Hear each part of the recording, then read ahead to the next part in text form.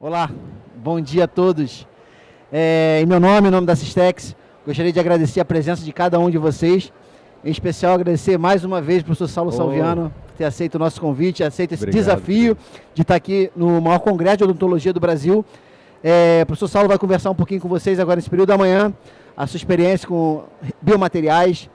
Assim, agradecer imensamente mais uma vez o seu aceite. Professor Saulo, de verdade, obrigado. Muito obrigado, meu amigo. Sinta-se em casa mais uma vez. Satisfação, parabéns, Paulo. Parabéns aí à Systex pelo investimento, né, por apostar nessa parte científica. Com tantos amigos aqui é muito mais fácil para mim falar, né? Alguns rostos, né, que eu não conheço ainda, mas a maioria eu conheço. Então o tema que eu vou dividir aqui com vocês, eu vou tentar ser bem objetivo, talvez tenha que aumentar um pouquinho o som. Então vou tentar ser bem objetivo porque o tempo é restrito, então eu tenho muito para dividir. Então vou conversar um pouquinho agora com vocês sobre biomateriais na odontologia. Como eu tenho uma atividade, um compromisso com a empresa Regener, assim como eu também tenho uma relação, um compromisso com a Systex, eu tentei mesclar um pouquinho das duas tecnologias, tá? Então vou falar um pouquinho de produtos da Systex e um pouquinho dos produtos que a gente vem estudando aí, utilizando no dia a dia. O meu tema, na verdade, é para tentar dividir aqui com vocês como é que ocorre a cicatrização, tá, do implante, a osso-integração do implante num cenário regenerado. Então, para falar um pouquinho sobre isso, eu preciso dividir um pouquinho conceitos básicos, focados nos biomateriais, as diferenças entre esses biomateriais, né? Temos os materiais que são os micrométricos, que são os clássicos, como é a hidroxapatita, né, bovina ou até mesmo sintética, numa escala micrométrica. E temos agora essa nova tecnologia, que é a nanotecnologia. Eu quero mostrar um pouquinho essa diferença, né, que tem impacto sim celular, né? Esse não é micro-universo, esse nano-universo, que até então eu, né, não entendia bem como funcionava. Hoje, né, já aqui há 5 anos trabalhando com esse material, né? Há 5 anos trabalhando com esse material, eu tenho um pouquinho mais de propriedade para dividir aqui com vocês. Para me apresentar, eu sou Saulo, eu sou nativo, né? Sou de Recife, fiz toda a minha formação ainda em Recife, aproximadamente 11 anos moro em Brasília. Minha formação é clínica, eu sou clínico, hoje eu tenho realmente uma atividade científica maior, mas eu quero dividir a minha melhor parte clínica com vocês que são clínicos, tá? E atuo em cursos, em treinamentos. Hoje eu tenho um compromisso com as duas empresas na área de formação continuada, né? Levando um pouco esse conteúdo que a gente vem vivenciando na clínica, vivenciando nos laboratórios, para o clínico, para quem está na ponta, fazendo esse link, né, do clínico com os desenvolvedores, né? Hoje eu estou aqui na presença do meu querido professor João Carlos Amorim, meu grande amigo, mentor, meu querido amigo Igor Brum, né, desenvolvedor desse material, né, meu amigo Paulo, tem tantos amigos bons aqui, Didi, Marcelo, Coronel Marco Antônio, né, muito obrigado pela companhia, viu? O senhor é uma pessoa que eu tenho um respeito incrível, viu? Sempre digo isso para o senhor, mas é de verdade. Até hoje, estudando, né, se qualificando, né, é nessa tocada que eu quero ser. E para iniciar a nossa apresentação, vou fazer um pouquinho, tá? Um pouquinho de resumo, que é a base, né, da nossa caminhada diária, né? Trabalhamos com tecidos vivos. Então, eu faço sempre 3 perguntas que são muito importantes para falar sobre o tema regeneração óssea, tá? Então, eu sempre pergunto, e são perguntas para vocês pensarem em silêncio, né? E ao final vocês precisam ter essas respostas aí na ponta da língua, tá bom? Então eu sempre pergunto, quais são as principais células associadas à cicatrização óssea? Pergunto sempre, existe uma mais importante? Isso é uma pergunta interessante. E vocês saberiam diferenciar o que é um osso primário de um osso secundário? Né? O osso primário seria o osso recém-formado. E o osso secundário seria o osso realmente, o osso maduro, o osso que a gente gostaria, o osso também chamado de lamelar. Tá? Então isso aqui são perguntas que vocês precisam realmente ter uma visão boa sobre o contexto. Aqui a sua imagem está um pouco distorcida, mas é uma visão geral. Nós temos dentro da cicatrização óssea 3 células que são realmente as mais atuantes dentro de um cenário ósseo. A primeira célula é o osteoblasto, né? Como concurseiro, né, professores, né? A gente tenta sempre fazer uma forma de decorar. Então, o osteoblasto eu imaginava o B de bone, de osso, o B de bonzinho, sempre foi o herói, o nosso osteoblasto. E o osteoblasto ele sempre se apresenta de forma linear, ele é mononuclear e tem o citoplasma basófilo, que é típico de célula que produz proteína. Então ele produz essa matriz que normalmente se apresenta na histologia um pouquinho mais clara, que é a matriz osteoide. E é essa matriz que ele produz que vai se organizar e vai se transformar o osso que a gente deseja. Mas num determinado momento, essa própria matriz que o osteoblasto produz, o osteoblasto com B, ela é aprisionada. Então ele aprisiona o osteoblasto e esse osteoblasto se transforma no osteócito. O osteócito é uma célula que é a célula mais presente dentro do contexto ósseo e ele é responsável pela manutenção. O osteócito, que era um osteoblasto, ele se comunica através de canalículos, sempre em torno de um vaso sanguíneo. A gente costuma dizer que sangue é vida, porque é a nossa verdade. Então ele se conecta a um vaso e através dos prolongamentos ele vai dividindo os seus nutrientes, que vêm do sangue. Tá? Uma outra célula muito importante, então a gente tem o osteoblasto, o osteócito, nós temos também o osteoclasto, com C, tá? Que no passado eu decorava como vilão, porque ele era responsável pela reabsorção, e hoje eu decoro o C como comandante. Não tenho dúvida de afirmar, à luz da ciência, que o osteoclasto ele é fundamental. Minha mãe, que é patologista, me dizia: meu filho, o osteoblasto, que é o bonzinho, ele só entra em ação unicamente quando precedido pelo osteoclasto. Isso é uma coisa muito interessante. Ele limpa o cenário, e depois de fazer a missão que ele tem de limpeza, ele sinaliza os outros eventos. Detalhe que o osteoclasto ele vem do monócito. É como se fosse um macrófago. E ele é uma união de várias células. Ele é multinuclear. Ele tem vários núcleos. A gente consegue visualizar isso na histologia. Ele tem uma característica de citoplasma acidófilo, que é exatamente essa capacidade dele de digestão, de degradação da matriz, que a gente vai ver também mais à frente um pouquinho. Então, aqui está uma imagem, uma microscopia de luz, onde a gente vê aqui o alinhamento dos osteoblastos, tá? Produzindo a matriz. Em algum determinado momento, a matriz envolve o osteoblasto, se transformando aqui em osteócito. Tá? Vou avançar, que isso é apenas uma revisão. Depois de um tempo, há uma organização, isso é o tempo, é a biologia nossa divina que coordena. Então, depois de um período, ocorre uma organização desses osteócitos em volta sempre de um vaso, em organização lamelar. Por isso que é chamado um osso de osso lamelar, o osso secundário, o osso maduro. Tá? Então, o osteócito, ele é a maior população, de célula, é o osteócito, e além de causar uma manutenção da matriz extracelular, ele também tem função de homeostasia, do controle do cálcio, dos fosfatos. Ele é fundamental nesse sentido também.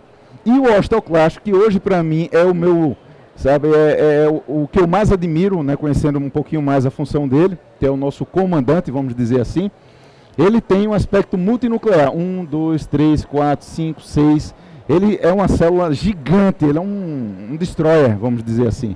Essa região aqui, ele normalmente adere, ele tem uma área de adesão, e ele cria um espaço para produção enzimática e degradação. Esse espaço a gente chama de lacuna de Hauschip, na época da biologia lá do colégio, na época da biologia básica, da odontologia. Aqui mais uma imagem onde eles têm uma área de adesão, onde ele faz realmente sua ação de limpeza. E uma vez eu escutei da minha mãe, depois do meu orientador, um exemplo da função do osteoclasto. É como se eu fosse o osteoclasto e eu precisasse limpar esse piso, essa sala. Então eu venho aqui com um balde de soda cáustica, lanço aqui, e vocês conseguem visualizar que depois de um tempo, agindo a soda cáustica, ela vai limpar, mas ela vai mudar essa superfície, essa topografia. Então depois desse evento de limpeza, é que o osteoblasto chega naquele cenário, reconhece que aquele cenário foi trabalhado pelo osteoclasto, e aí sim, ele se deposita, emite seus prolongamentos e produz a matriz osteoide sobre o implante ou sobre o biomaterial. O detalhe é que, aí eu vou dar um salto e vou voltar. O salto é, hoje, com esse entendimento desse não micro-universo, mas esse nano-universo, entenderam que isso tem impacto. Vou falar um pouco diferente. Quando os implantes do professor Brené Marx surgiram, eram implantes polidos, usinados, maquinados, alguns termos, mas significavam que os implantes eram polidos. E mesmo assim, eles osseointegravam. Mas o BIC, que é o Bone Implant Contact, o BIC real, era em torno de 20%, 30%, 40%. E eles já funcionavam. Então, pensaram, e se a gente jatear? Se a gente tornar essa superfície rugosa, vai melhorar a performance ou não? E viram que sim. A topografia, o aumento da área de superfície, a irregularidade tem impacto celular? Sim. E o meu salto é, com a nanotecnologia foi possível visualizarem a topografia pós-ação osteoclástica. Eles conseguem, através desse entendimento, reproduzir superfícies que são atrativas para as células ósseas. Viram, olha só que legal, viram que se a superfície fosse irregular a ponto, o osteoblasto, que é uma célula sensível, ele estressava para se adaptar àquela superfície irregular. E quando você oferece uma determinada, que eu vou dar detalhes sobre isso, uma determinada superfície a esse mesmo osteoblasto, tudo ocorria de forma mais otimizada, sem estresse e melhor produção da célula.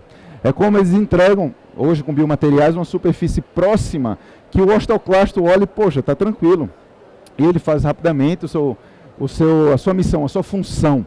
E em sequência, o osteoblasto se aproxima do ambiente e faz a sua função também de forma otimizada, mais leve do ponto de vista celular. E é nisso que a nanotecnologia tem nos ofertado. Um entendimento melhor de cenários que a gente não tem acesso e aproveitar esse conhecimento para enganar um pouco a nossa biologia, que é divina. Eu chamo de biologia divina porque temos tudo isso dentro do nosso corpo, tá?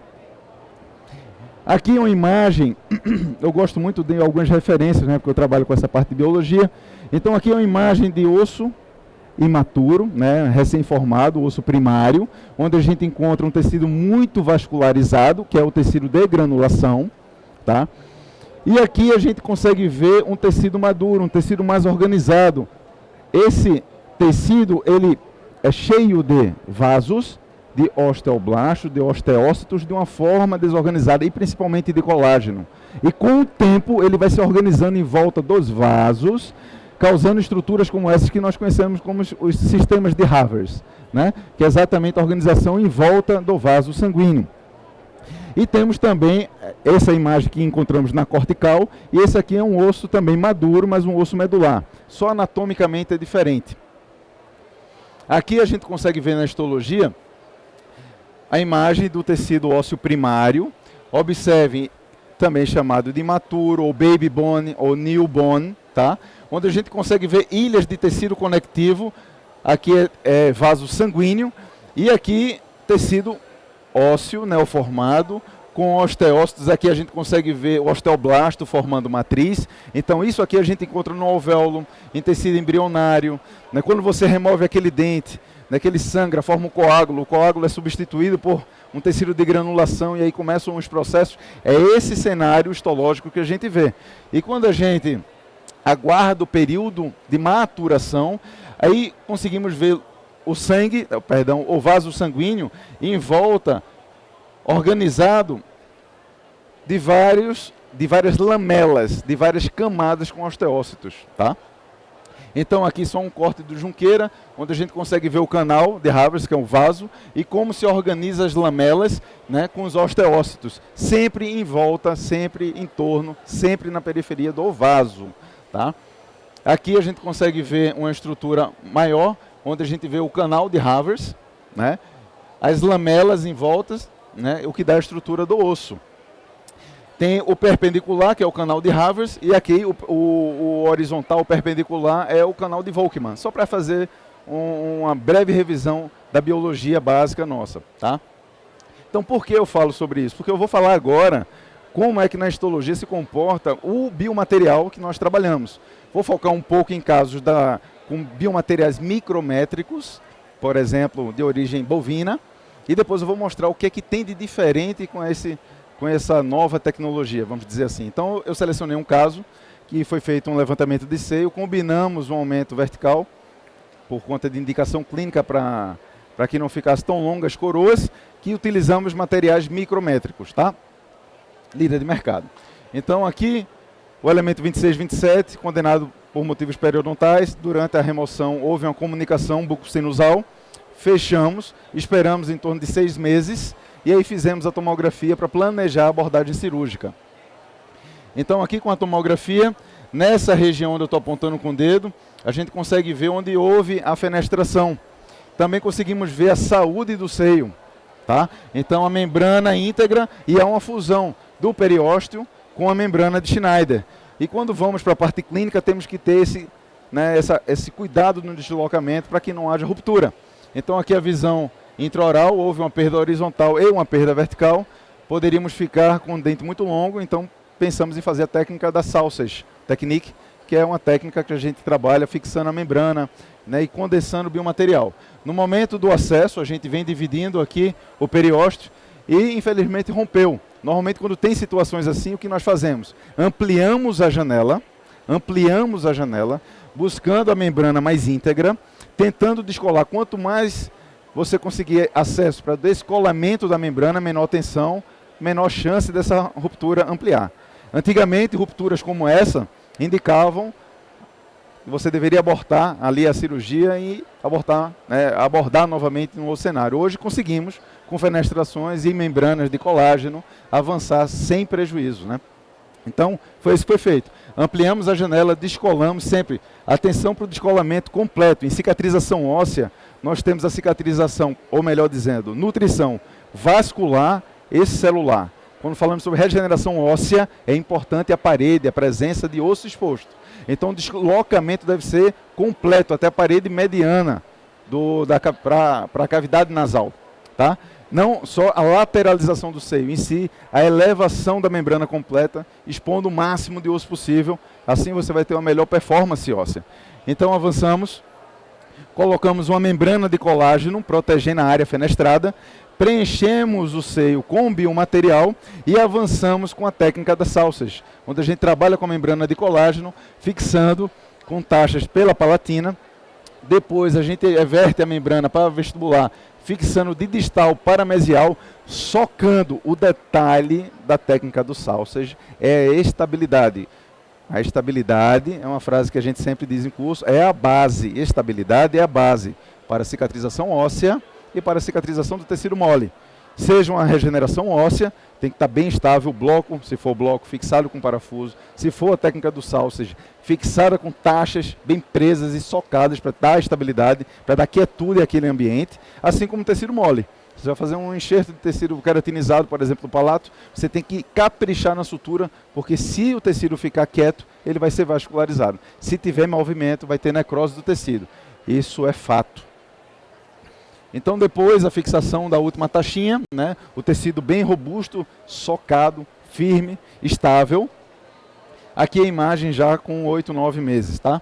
Então a gente consegue ver, esse é um material micrométrico, é uma hidroxapatita de origem animal, e uma das diferenças que normalmente esses materiais têm é uma alta radiodensidade, onde a gente consegue ver uma diferença clara entre o osso nativo e o biomaterial. Tá? Observando aqui, olha quantas, 1, 2, 3, 4, 5, 6, 7 taxinhas. Normalmente numa regeneração com a técnica de Sausage, 7, 8, às vezes 12, depende da amplitude. Quanto mais taxa, mais estabilidade você vai ter, e isso é importante para o reparo ósseo. Então, antes e depois, um caso que ficou muito agradável, o ganho foi até maior, né, vamos dizer assim, do que necessário. Hoje trabalhamos de uma forma praticamente que universal, né, João? Com implantes de 3,5, com desenhos cônicos. Existem estudos mostrando que o implante cônico é o melhor implante do mercado, porque ele causa uma melhor estabilidade. A gente ainda tem essa referência. A estabilidade primária ainda é uma referência. Então o implante cônico, ele é um excelentíssimo implante, inclusive já escrito pelo professor Steven Urban para cenários de regeneração óssea. Isso bem recente, de um artigo publicado dele agora, em 2022. Então, e ainda mais, implantes cônicos, implantes de diâmetro 3,5 são suficientes para reabilitar desde incisivo a molares, e de comprimento 11,5. Também tem estudos mostrando que o implante de 11,5 na atual superfície de tecnologia de superfície é suficiente. Não precisaríamos de implantes de 19, de 20, de 22 como tínhamos antigamente. É que, né, João, estamos voltando a produzir porque alguns colegas aderiram muito forte à técnica do All on 4 e trabalham muito com implantes inclinados.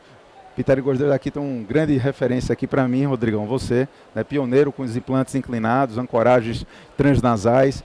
Então voltamos a produzir, né, professor João, com 18, 20 e 22 milímetros. Tá? Então tivemos um ganho muito bom, apenas um caso para demonstrar.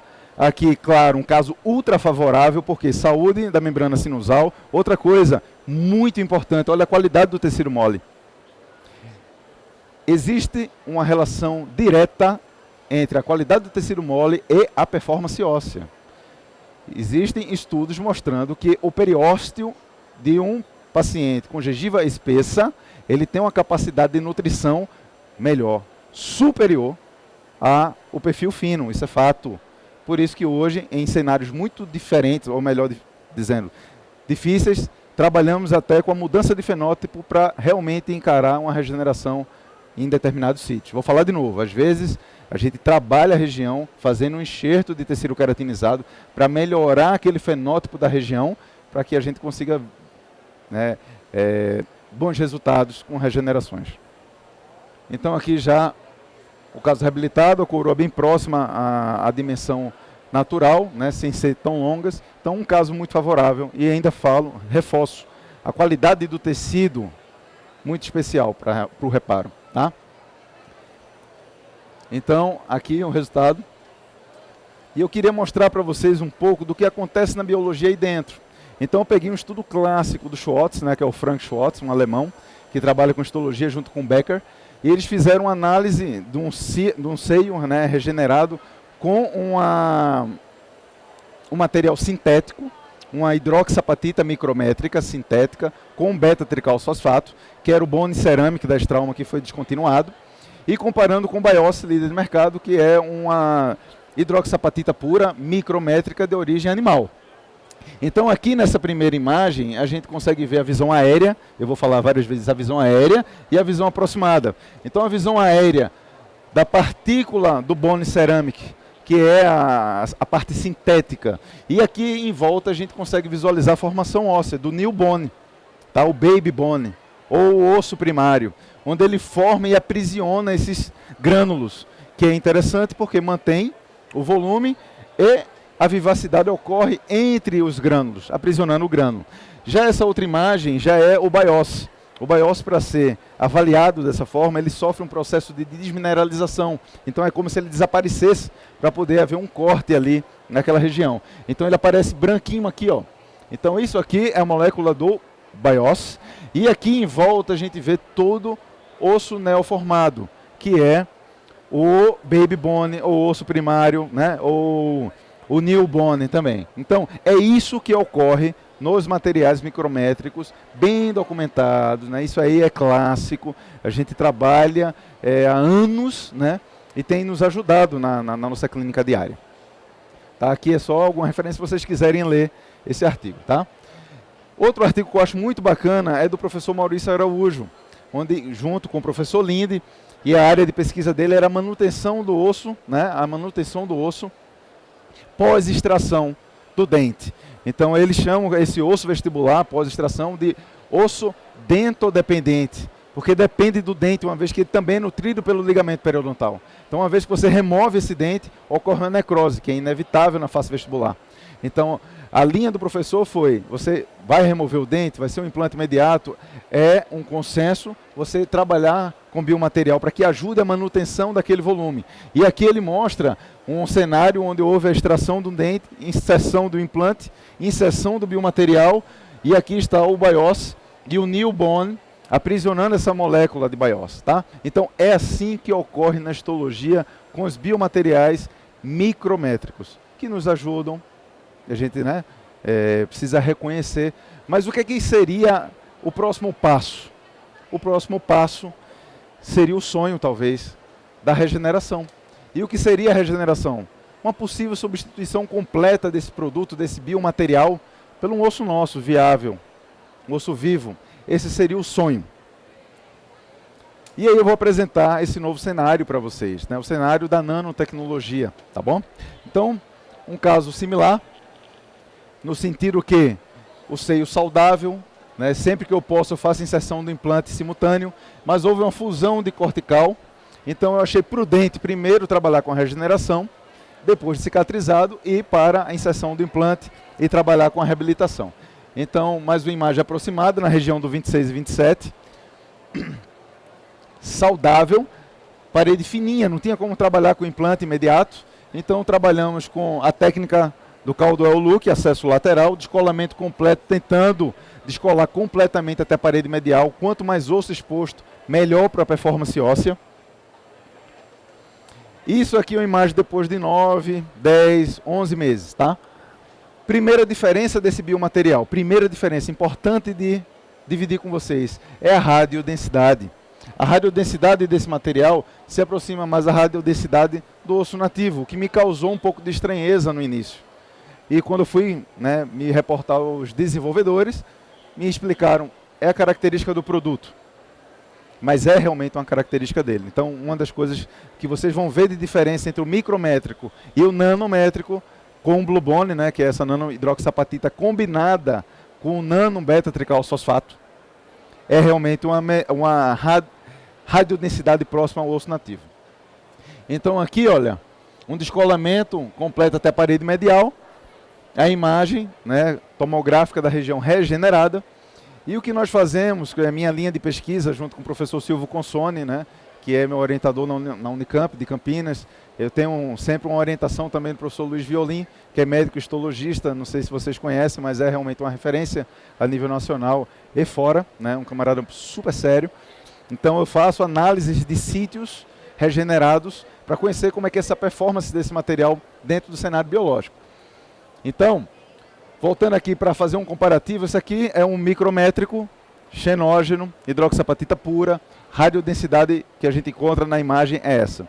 E quando a gente faz a comparação, a radiodensidade do Blue Bond, ela é mais próxima à radiodensidade do osso. Detalhe que eu faço, na verdade, são pesquisas, né, com vários biomateriais. Então, o que normalmente eu encontro, estou falando de verdade aqui, né, eu vou estar ali no stand da Regener, quem quiser depois sentar, a gente conversar mais, tem um pouco tempo aqui, mas normalmente quando eu faço a remoção do osso, quando eu trabalho com hidroxapatita pura micrométrica, eu vejo sempre o osso denso e pouco vascularizado, isso é fato, né? Então, assim, sempre que eu faço remoções do tecido com o Blue Bond, eu vejo um tecido mais vascularizado, vou mostrar um pouquinho mais à frente. Então, sempre que eu posso remover um segmento na mesma sessão da inserção do implante, eu faço assim, é assim que é minha metodologia, né, de pesquisa, tá? Então, a gente faz a remoção do bloco, envia para análise e não causa prejuízo ao paciente, né, devolvendo ali, né, seguindo o plano de tratamento dele. Então aqui para vocês terem ideia, isso aqui é uma biópsia que eu fiz no biópsia, tá? Então é sempre uma maçaroca densa, né, que é interessante para um bom travamento, mas no meu entendimento com pouca vida quando eu comparo com o Blue Bond, que é a nanohidroxapatita. Então para mim é uma regra, né, praticamente, abrir minhas áreas reconstruídas e ver sempre uma vascularização mais intensa desse material. Isso é um ponto também que é característica talvez do produto. Então aqui eu quero mostrar, veja que legal, isso é um presente que meu orientador me deu, eu sempre faço um momento de agradecimento, ele não está aqui hoje, mas é um presente no sentido de conhecimento, de dividir conteúdo, tá? Então foi uma área que eu fiz uma biópsia de um sítio já cicatrizado com mais de 12 meses, o paciente já estava reabilitado, é um paciente que fez parte do nosso grupo de pesquisa, era professora também, voltou, fiz a biópsia e enviei para análise. Então olha aqui como é que os meus orientadores montam, né, de forma didática para a gente entender um pouquinho. Essa aqui é minha peça macro, tá? Foi minha área trefinada da parede, né, na área lateral onde foi feita a janela. Aqui a gente tem nesse cenário aumentado, tá? Eu quero ver e quero mostrar para vocês o olho do furacão, que eu chamo, que é o centro, que é a parte mais sensível, né, que é a parte mais adentro da área operada. Então aqui, ó, nesse fragmento, ele coloca o que nós entendíamos como biomaterial, envolto, olha aqui a ampliação, com várias células. E essas células são os osteoclastos. Eles que entram em ação nesse primeiro tempo, preparam o cenário e aí outros eventos ocorrem. Não só, gente, os osteoclastos. Os macrófagos têm uma função fundamental nesse processo também, de início de inflamação. Eles preparam o campo para os outros eventos, Então aqui, olha, vários, 1, 2, 3, 4, 5, isso aqui é um osteoclasto, 1, 2, 3, 4, 5. Então é a fusão de vários monócitos que formam a célula gigante. Então avançando para o olho do furacão, uma imagem aérea. Uma imagem aérea que eu digo, olha o osso já formado, onde a gente consegue visualizar aqui osteócitos, e aqui o que a gente entendia como um mar de biomaterial, com muitas ilhas de osso brotando de dentro desse material. Então, com aproximação, a gente consegue ver várias situações, várias células, vários osteoclastos. Olha a quantidade de célula. Por isso que ele foi comparado, né, e foi dito como o primeiro biomaterial com propriedade osteoindutora, ou melhor, foi anunciado como o primeiro biomaterial osteoindutor do mundo. No sentido de que foram feitas comparações entre cenários cicatrizados com osso autógeno particulado e o Blue Bone. E na análise qualitativa, ou seja, qualidade de célula, e quantitativa, quantidade de célula, foram similares. Foi por isso que o grupo de patologistas que estavam, né, dividindo, disseram sim, é possível dizer que tem propriedade osteoindutora por conta desse comportamento, tá? Então, avançando aqui, eu queria até voltar só para mostrar. Aqui é um momento que eles chamam de bone line cells. É um alinhamento do osteoblasto, é um momento antes do aprisionamento dele, tá? Então a gente vê aqui osso neoformado e com osteócitos presentes, né? E o osteócito, volta a dizer, é a confirmação da vitalidade, porque é ele que vai manter toda aquela estrutura viva, dinâmica. Então, mais uma vez, me aproximando aqui do olho do furacão, uma visão aérea, onde a gente consegue ver osso já maduro com osteócitos. E aqui, o que seria um mar de biomaterial, se a gente olha com um pouquinho mais de critério, a gente vê várias ilhas, como se fosse osso. Faz 5 anos que eu venho estudando essa parte de regeneração óssea, de fato, diariamente. E de tudo que eu vi de lâminas e artigos, eu não vi nada igual. O que eu estava acostumado a ver era a partícula do biomaterial aprisionada pelo new bone, pelo baby bone. E assim, praticamente, eu posso dizer que em todos os artigos que eu vi sobre biomateriais. Então isso foi que chamou bastante a atenção dos orientadores, que me perguntaram, você tem uma biópsia com mais de 3 anos, com mais de 4 anos? Eu disse, não tenho, porque eu faço a biópsia no momento da inserção do implante, né, para reabilitar o meu paciente. Mas por quê? Porque talvez já não exista mais biomaterial nesse período. Parece que ele está sendo substituído. E aqui eu avanço, olha só que interessante, o que seria um mar de biomaterial, osso brotando, olha aqui o zoom, ó, e osteoblastos sendo aprisionados e se transformando em osteócitos. Quando eu avanço, olha aqui, osso neoformado, eu quero que vocês reconheçam, eu estou mostrando bastante imagem para vocês reconhecerem histologicamente as células. Então, quando eu avanço, olha a quantidade de osteoclastos, 1, 2, 3, 4, 5, 6, 7 núcleos, tá? Olha quanto osso neoformado em meio a esse biomaterial. Olha a atividade do que a gente imaginava ser biomaterial, hoje a gente já tem uma outra leitura. Entendemos que talvez isso aqui já seja um material, ou melhor dizendo, seja algo, né, em transformação, algum realmente osso, né, em transformação. Por quê? Quando eu vejo essa imagem, que para mim é a imagem mais interessante, quando eu olho aqui em meio a esse osso neoformado com osteócitos, eu vejo que há uma área que antigamente considerávamos que um possível biomaterial, onde minha impressão e a impressão do grupo, eu não falo por mim, é que isso aqui vai se transformar em algum momento nessa estrutura. Então, quando a gente pensa no sonho da regeneração, é exatamente a possibilidade de você ter um biomaterial que seja biocompatível, né, que não agrida, ou melhor, olha o sonho, que estimule de forma positiva, otimize os eventos e ele seja substituído. Meu irmão, ele é ortopedista, e eu conversando com ele, poxa, eu não gosto de nada que fique. Quando a gente trabalha com patologia óssea na área de ortopedia, nós trabalhamos com biocerâmicas, praticamente de beta-tricalfosfato, que vão desaparecer. Esse biomaterial serve como carreador de fármaco, onde a gente combina o biomaterial com o fármaco antineoplásico, injetamos nos ossos longos, ele vai agir por um tempo liberando o fármaco, inativando a doença, e ele deve ir embora. Então, dentro desse cenário que vivemos hoje, de estudo, de pesquisa, estou aqui com alguns consultores, o Marcelo Gabriel, o Igor Bruno deu uma saidinha aqui, o professor João Carlos também, né? Tentamos o quê? Entender melhor como se comporta esse biomaterial dentro do nosso organismo e tentamos também entender como ele funciona melhor clinicamente, que é a nossa missão como consultores, levar a formação continuada aos colegas. Fizemos a publicação desse estudo, tá? Tá muito bacana, muito bem escrito, e eu queria mostrar para vocês exatamente a linha de atuação do meu orientador, que é exatamente utilizando luz polarizada para evidenciar o colágeno. Olha só que interessante que ele faz. Essa aqui é a parte que me toca e aqui é a parte que ele nos deu, nos presenteou nesse sentido. Então tem uma fotografia aqui onde você vê o osso imaturo, a gente vê o colágeno desorganizado. E quando o osso ele começa a ficar maduro, organizado, há uma evidenciação do colágeno aqui nas imagens, tá? Então aqui é uma imagem neoformada, de osso neoformado. Olha só a luz polarizada como aparece de forma aleatória, né, desorganizada, mas quando a gente vem observando um amadurecimento desse osso, observamos uma organização melhor dessas fibras de colágeno, o que me dá a sensação que ela está se organizando em volta, provavelmente, de um vaso. Então, quando você coloca um biomaterial, você tem primeiro a formação óssea de um osso desorganizado.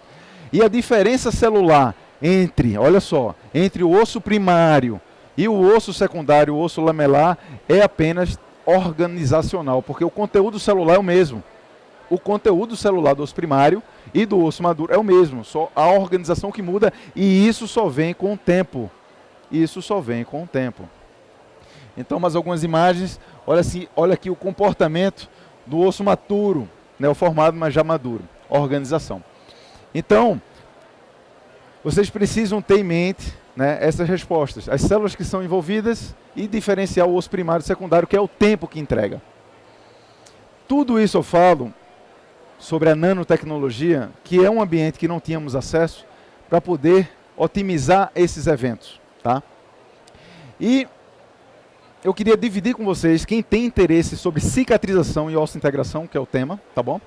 Exatamente esse artigo que eu recebi do amigo Igor Brum, que é desenvolvedor do produto, junto com o Nicolas, que é o químico industrial que desenvolveram esse produto. Um artigo, na verdade, de abril de 2022, que eu só tive acesso em setembro agora de 2022, muito recente. Um artigo muito bem escrito, que ele mostra como é que são os eventos na superfície do implante nano trabalhada. Então, na nano superfície, qual o impacto que ocorre? Ele está muito didático. A gente entende que o fato de você pegar um produto micrométrico, olha o que eu vou falar, estou fazendo um super resumo aqui, um produto micrométrico e trabalhar para que ele se transforme num produto com a superfície nanométrica, você aumenta a área de superfície desse material entre 30%, 40% até 50%. Entendemos que a área de superfície é a cereja do bolo, é o ponto divisor quando se fala sobre biologia óssea. Nós temos termos como hidrofilia, nós temos termos como moleabilidade, wettability na literatura. Então, a porosidade, o aumento da área de superfície é o que faz a diferença na performance óssea, seja na superfície do implante, seja no biomaterial. Então, aqui tem toda uma didática, na verdade, da escrita, mostrando todas as etapas de todos os fenômenos relacionados à osseointegração, onde ele divide em 4 fases. E na própria revisão, ele exalta, ele reforça as características que são melhores no ponto de vista celular. Eu acho que vale muito a pena vocês lerem. Realmente,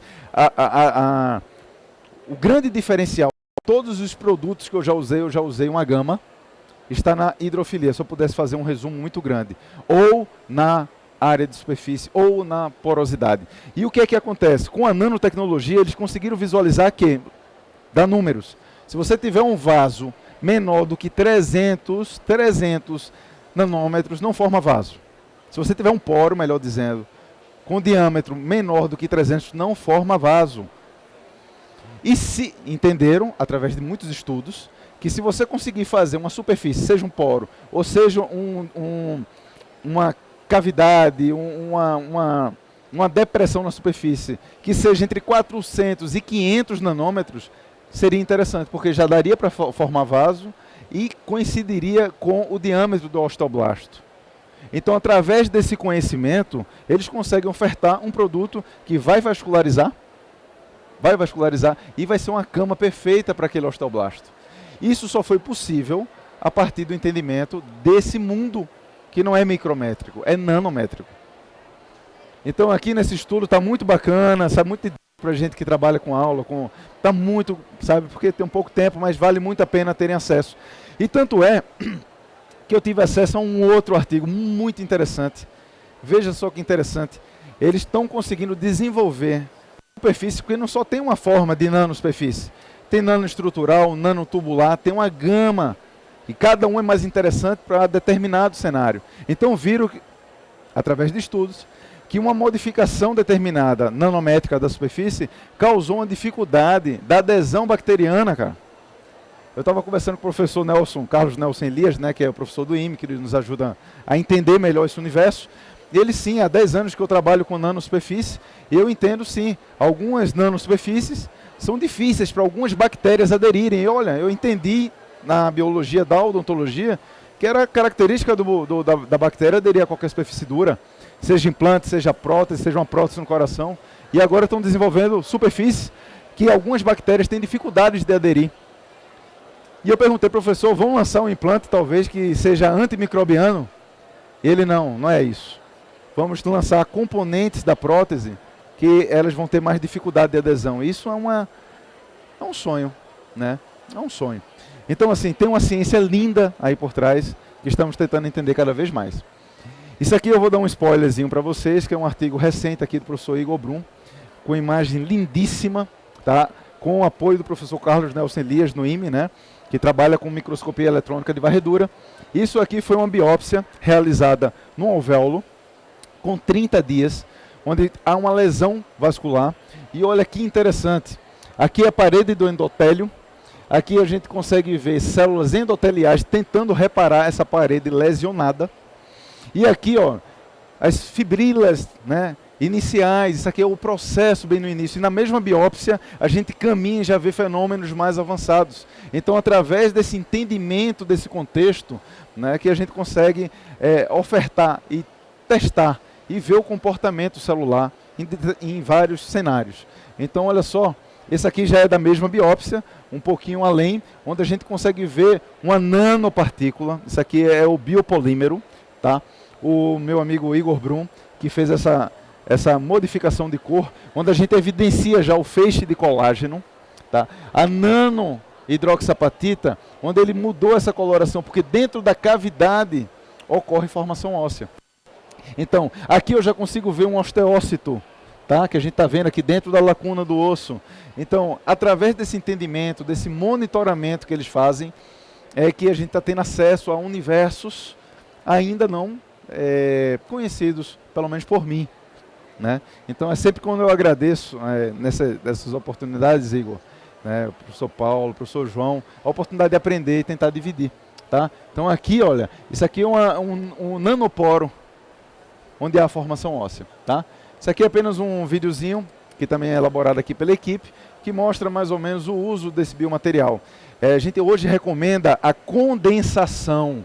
Isso é um ponto muito importante, porque quando eu aprendi a trabalhar com materiais micrométricos, eu não podia condensar, porque se você condensa, você perde vasos, você deixa aquela área morta ali, sem formação vascular.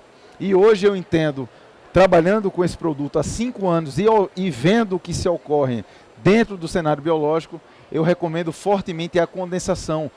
Ele deve ser condensado, vou falar de novo, ele deve ser condensado. Por quê? Você vai ganhar estabilidade, e a estabilidade é a base da regeneração. Então você condensa esse material para que ele fique bem estável naquele cenário, porque não tem impacto celular. Até porque o que estamos vendo na histologia é uma substituição por osso do paciente. Não tem impacto celular, não tem impacto vascular, e falo com propriedade, é um material que deve ser condensado. E agora eu vou, para finalizar a minha apresentação, eu vou dividir um pouquinho como é que ocorre então a cicatrização do implante dentro de um cenário regenerado. Para isso, é muito complicado a gente avaliar. Como é que a gente vai trabalhar com o implante do paciente e vai tirar um implante daquele paciente para fazer uma análise histológica? Então, utilizamos, eu acho que muitos aqui conhecem, um material, na verdade, um equipamento austríaco, que é o Ostel Mentor. É um dispositivo que foi criado, que ele trabalha com ressonância e ele avalia a estabilidade desse implante, sem ter que remover esse implante, né, da boca desse paciente. Então, essa é uma pesquisa que já foi aprovada, está em fase de revisão e está saindo agora, onde a gente conseguiu avaliar a estabilidade do implante, o que a gente poderia traduzir em BIC, que é o Bone Implant Contact. Tá? Então, o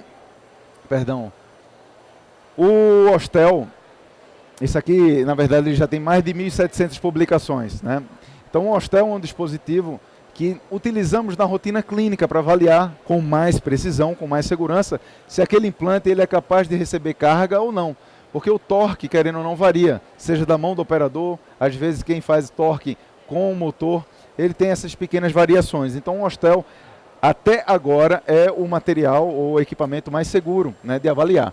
E normalmente ele tem estabilidade entre 60 e 70, você já tem uma boa estabilidade para você avançar com a carga imediata no momento cirúrgico.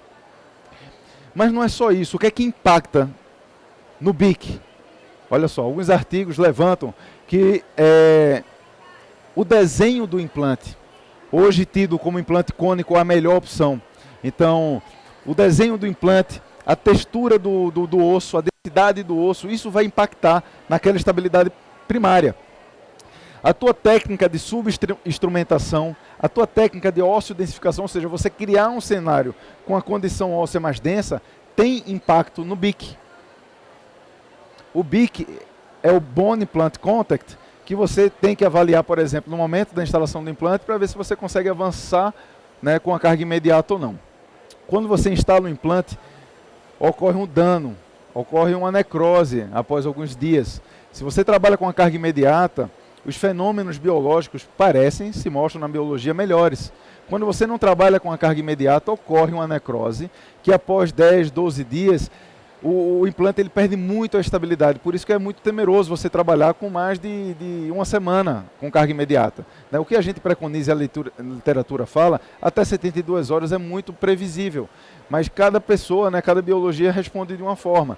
Então, o Igor conduziu uma pesquisa brilhante, onde ele fez implantes in situ cicatrizados, pós-extração, não utilizando biomateriais, mas sítios já cicatrizados, que eu falo mais de 6 meses, 6, 8 meses, mais 6 meses, e sítios onde ele colocou o Blue Bone, que é nanohidroxapatita com beta-tricalfosfato, travando o implante e avaliando a estabilidade desse implante com 45 e 60 dias. Vou falar de novo.